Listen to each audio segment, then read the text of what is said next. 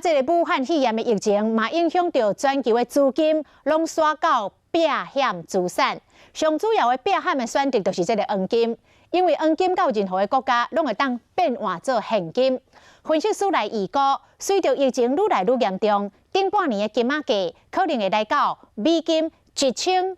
块的7年的新高价。武汉肺炎疫情扩散，即马上哪咧受病的人拢会紧闪开，疫情影响全球，投资人更加担心。这个疫情的话，短期间都还不可能完全解决的一个迹象所以因此来讲的话，市场上普遍还是把资金朝向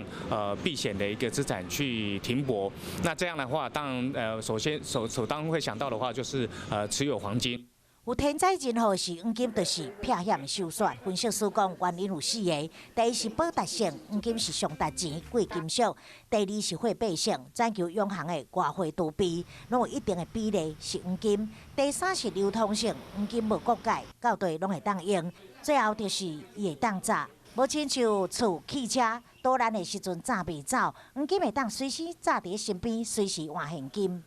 以目前来讲的话，1570块美金来讲的话，大概是将近是6年来的一个相对高价啦。估计黄金会对即卖每盎司1570美金，往6点半以来关价1600块美金前进。分析师嘛要排除今年顶半年黄金会来到每盎司1700块美金的7档的新悬。疫情升悬，黄金的继续看起，嘛反映出投资人的心理真正是担心佮不安。